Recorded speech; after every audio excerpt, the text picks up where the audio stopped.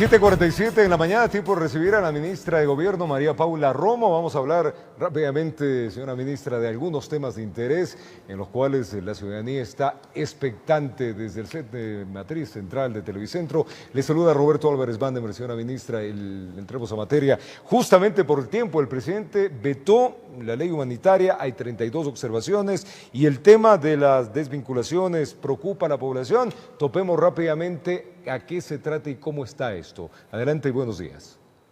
Buenos días, Roberto. Muchas gracias por la invitación. Estos son temas muy importantes y, como usted dice, que preocupan a la población.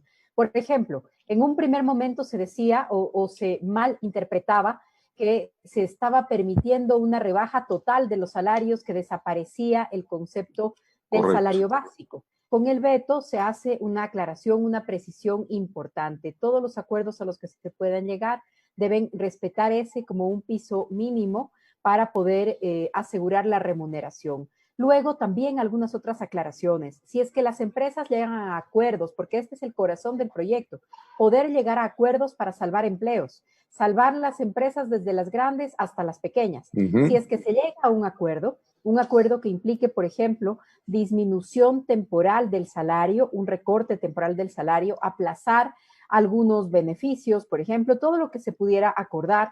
Estos acuerdos solo pueden estar vigentes hasta el día en que la empresa decida dividir utilidades. Si se entregan dividendos a los accionistas, quiere decir que se acaban ya los acuerdos y recuperamos la situación normal. No va a ser un sacrificio solamente de un lado. Hemos insistido mucho en esto. El momento en el que nos encontramos exige un esfuerzo compartido desde todos los sectores. Por supuesto, será un momento difícil para los trabajadores, pero el objetivo número uno es mantener el trabajo, conservar el trabajo. Pero va a ser también un momento difícil para los empresarios, para los accionistas. Ministra, el teletrabajo, el tema del teletrabajo y el tema del contrato emergente. Sí, están también ahí. Está descrito el tema del teletrabajo con algunas precisiones. Ha funcionado bien en este tiempo, pero también hay que reconocer que hay muchísimas actividades que no se pueden hacer por teletrabajo. Hay el tema de la producción, las fábricas, la venta, los servicios, sobre todo los que son de prestación de servicio directo, que no se pueden hacer por teletrabajo, pero aquello que se puede hacer por teletrabajo abre un nuevo campo, también una nueva modalidad importante. Hay contratos emergentes, contratos que tienen unas reglas excepcionales y que se pueden suscribir por un año y se pueden renovar por un año más. Originalmente la Asamblea había sugerido 2, también fue así como lo discutimos, pero en la revisión que, por cierto, hemos hecho del veto, acompañados también de la Asamblea, el presidente recibió una gran cantidad de cartas, de sugerencias, de pedidos de los diferentes sectores que tenían nuevas propuestas respecto del veto. Las hemos discutido y las hemos discutido también con la comisión de la Asamblea Nacional que trató esta ley para que puedan ser procesadas de la mejor manera. Creemos que son precisiones en temas importantes que no cambian el sentido de la ley, que no contradicen, que no distorsionan lo básico de la ley, que nos permiten hacer algunas mejoras y esperamos que sean bien recibidas en la Asamblea. La reducción de la jornada laboral, señora ministra, ¿cómo queda esto? La reducción de la jornada laboral es algo que se permite sin necesidad de esa reforma. De hecho, ya se está aplicando la reducción de la jornada laboral. Hay normas que se encuentran vigentes tanto en el sector público como en el sector privado que permiten hacerlo.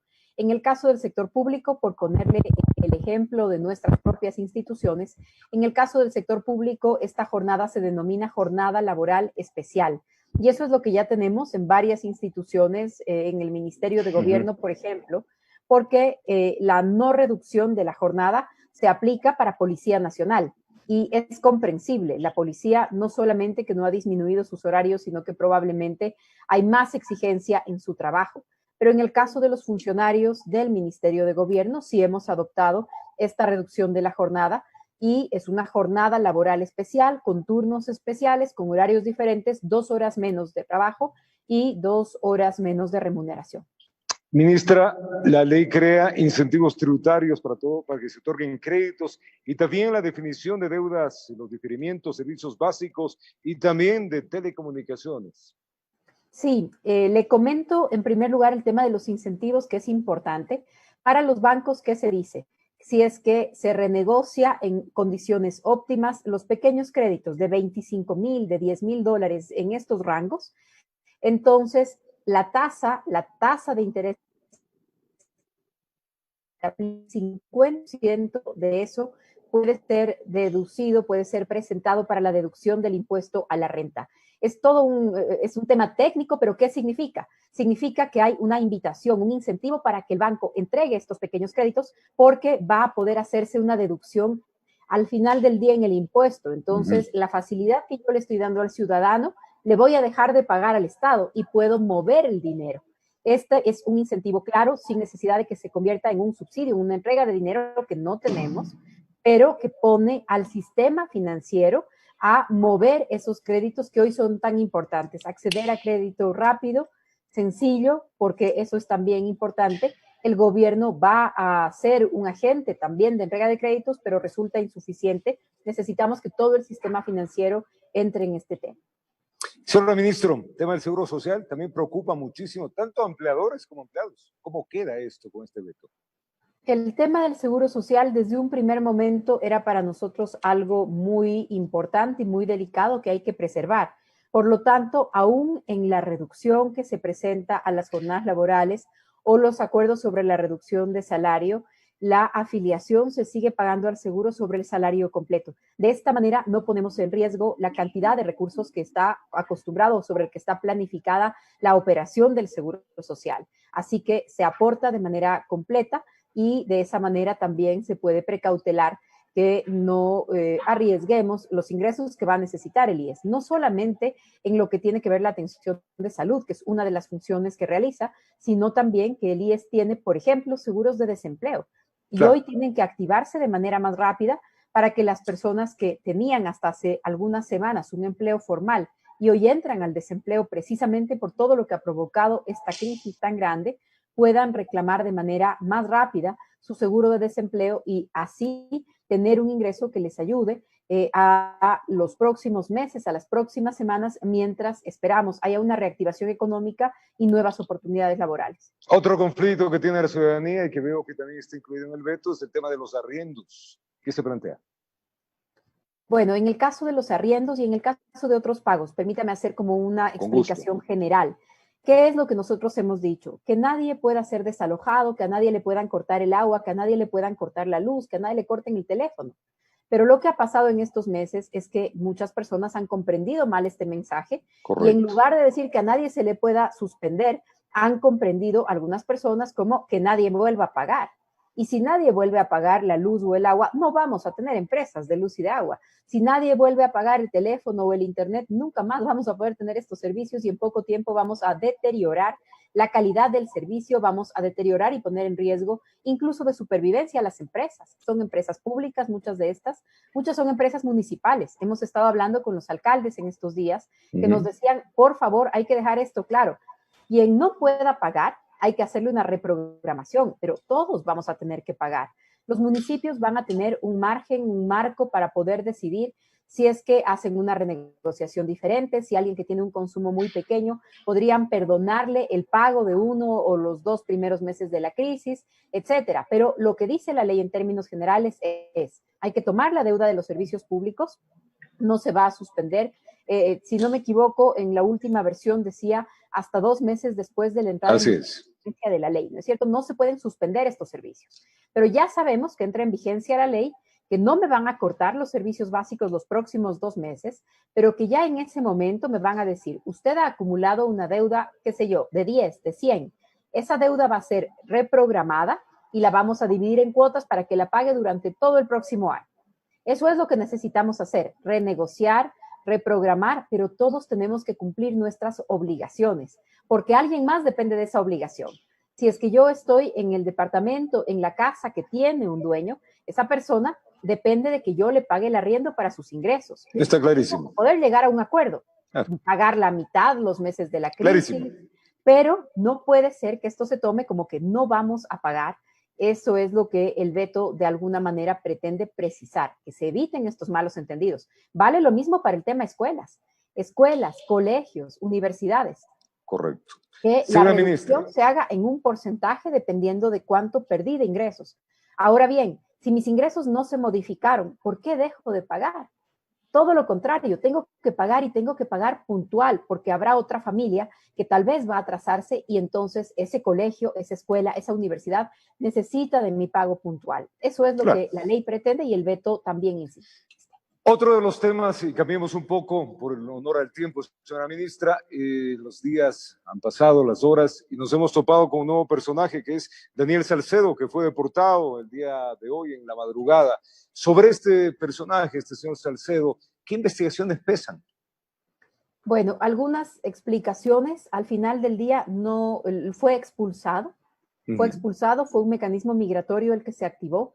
En la búsqueda a través de Interpol, que ya la teníamos activada, la orden de difusión roja, etcétera, tiene trámites un poco más largos. Por eso, en un primer momento, lo que nosotros presumíamos era una gestión más larga con la justicia. Pero también hemos estado muy pendientes. Yo aprovecho para agradecer el trabajo coordinado. Policía de Ecuador y de Perú, Fiscalía de Ecuador y de Perú, Cancillería de Ecuador y Perú, nuestros representantes diplomáticos en Tumbes han estado completamente apersonados. Yo cuando hablé con el ministro del Interior de Perú le expliqué lo sensible del tema y lo que se ha producido es una expulsión, porque son ciudadanos que entraron de manera ilegal al territorio. Entonces, simplemente fueron expulsados en un trámite administrativo, cruzaron la frontera antes de la medianoche de ayer y en este momento se encuentran en Guayaquil para ser puestos a órdenes de la justicia. El señor Salcedo enfrenta un proceso penal por peculado vinculado a las contrataciones de insumos médicos en hospitales en Guayaquil. Ese es el trámite por el que él está siendo buscado. A inicios del mes de mayo se emitió ya su boleta de captura, no fue encontrado, se encontraba ya en el bloque de búsqueda de la policía, es decir, estaba prófugo y finalmente trata de huir del país. El resto ustedes lo saben, en una avioneta que finalmente adulteran las placas, adulteran los registros, cruzan la frontera, lo que no estaba autorizado en un plan de vuelo, y sufren un accidente. Hoy tenemos algunas certezas adicionales. El accidente se da cuando ya estaban listos para aterrizar. Cuando estaban listos para aterrizar, hay algún percance con la avioneta y en ese momento se da este accidente. Hay una persona que ha fallecido, el piloto de apellido Espinosa ha fallecido, 3 heridos en un hospital. Al principio no encontrábamos al señor Salcedo, estaba en otro hospital, se identificaba con otro nombre, por eso nos tardamos algunas horas en confirmar su presencia en este vuelo, porque incluso en el hospital con los médicos se identificaba con un nombre distinto. Al final, la policía del Ecuador, la policía de Perú hicieron un cotejamiento de huellas dactilares para verificar su identidad. Con esa identidad verificada, entonces también les hicimos conocer que sobre el señor Salcedo pesaba una boleta de captura y se produjo la expulsión. En este momento se encuentra ya en el cuartel Modelo en Guayaquil y entiendo que la audiencia de formulación de cargos se dará a las 10 de la mañana. ¿Hay alguna vinculación con algún partido político conocido, políticos conocidos del señor Salcedo? En el proceso penal no se encuentra ninguna vinculación. En las relaciones y en las argumentaciones públicas que todos hemos visto, pues la opinión es de la cercanía con los señores Bucaram. Ellos son los que se han relacionado con este señor Salcedo. Incluso en los últimos días han confirmado estar en una de sus casas. Entonces, esta es la relación que se ha hecho. Sin embargo, en ese primer proceso penal no constan o no constaban los nombres de estos ciudadanos. Era sobre el señor Salcedo la búsqueda, pero aparentemente será una pieza clave que nos permita aclarar esta u otras dudas. Los $40,000 que le encuentran al hermano del señor Salcedo, ¿dio alguna explicación? No, más allá de las explicaciones, tendrá que enfrentar también la justicia al señor Salcedo, al hermano que pretendía llegar hacia el Perú y que también la policía en una actuación ejemplar, porque eran 2 ciudadanos que cruzaban a pie el puente de la frontera. Extraño, la policía, ¿no? se percata de esto, los interroga, les pide identificarse. Además, ustedes saben que las fronteras están cerradas. Y finalmente lo que resulta es que se trataba del hermano del señor Salcedo, que tenía aproximadamente $40,000 en efectivo. No hay explicación posible, más allá de lo que diga una persona detenida en estas circunstancias. Entiendo, luego del parte policial, que Fiscalía le formulará cargos por lavado de activos. En ese proceso, el ciudadano tendrá que explicar no solo el uso que pretendía darle, sino sobre todo la proveniencia de ese dinero, cuál es el origen de ese dinero, y eso se enmarcará en un proceso penal paralelo. No sé si es que ese proceso penal llega más grande de peculado que se está dando en Guayaquil. Señora ministra, para finalizar, dos apreciaciones rápidas. Los grupos sociales no están de acuerdo con la ley humanitaria y han amenazado caotizar al país. De hecho, ya lo están haciendo semana a semana y han dicho que de aprobarse la ley, pues el caos va a estar dentro de diferentes ciudades del Ecuador. Increíble. A mí no me parece siquiera comprensible que en un momento como este y en una crisis como la que vive el país, alguien ofrezca caos. Alguien frente a los problemas del país, su respuesta sea caos. Creo que nadie en el Ecuador quiere caos, queremos paz, queremos trabajo, queremos comportamiento ético de los dirigentes, no solamente de las autoridades y servidores públicos, sino de los dirigentes sociales. La corrupción que hemos visto en estos días se ha dado en lo grande y en lo pequeño, en lo público y en lo privado, porque para que existan estas compras en el sector público hay unos oferentes en el sector privado, porque hay redes de proveedores, porque ciudadanos. La noche de ayer hemos hecho una captura en la provincia de Manabí de ciudadanos que habían falsificado más de 200 salvoconductos. Entonces, hemos visto desde las cosas más grandes hasta las cosas más pequeñas, desde altos cargos con muchísima responsabilidad que se encuentran en este momento en funciones que están investigados, hasta ciudadanos que no son funcionarios públicos y que revendían al 1000% válvulas de oxígeno para personas que se estaban muriendo. Creo que la nuestra es una sociedad que sale de esta crisis, por supuesto, adolorida con todas las pérdidas humanas, con todas las pérdidas materiales, pero también harta, hastiada de este tipo de comportamiento. El caos no nos va a llevar a ningún lado. Solamente vamos a poder salir adelante con trabajo, con esfuerzo, con honestidad, y creo que eso es lo que se espera de todos nosotros como dirigentes, de todos nosotros como ciudadanos. Sin embargo, también hemos procesado esta crisis en democracia. Si una persona quiere expresar su desacuerdo con cualquier decisión del gobierno o del legislativo, está libre para hacerlo. Pero hoy estamos viendo en Quito, y en estos últimos días estamos viendo en Quito, los contagios que pueden estar relacionados a marchas o a aglomeraciones o a plantones hace 7 días o hace 10 días. Entonces hay que tener mucho cuidado en cuál es la forma que escoge una comunidad para manifestarse o para manifestar su descontento, porque hoy eso implica riesgos de salud. Libertad para decir las cosas siempre la va a haber, no la ha habido como en este gobierno, incluso con muchos excesos de personas que se sienten libres y autorizadas a dañar la honra de otras, a no presentar pruebas, a insultar, a denigrar, pero lo que nosotros hemos marcado es una línea de libertad, de democracia, y ahora viene la de responsabilidad individual. Eso va también para las organizaciones sociales y políticas que esperamos procesen sus desacuerdos también en democracia. Ministra, agradecerle mucho, el tiempo se nos ha ido, invitarle a que nos acompañe en una próxima cita para conversar un poco más de las preocupaciones del país. Que el día miércoles sea fructífero, ministra. Muchas gracias para ustedes también, para sus oyentes, para sus televidentes. Gracias, la ministra de Gobierno, María Paula Romo, conversando con ustedes.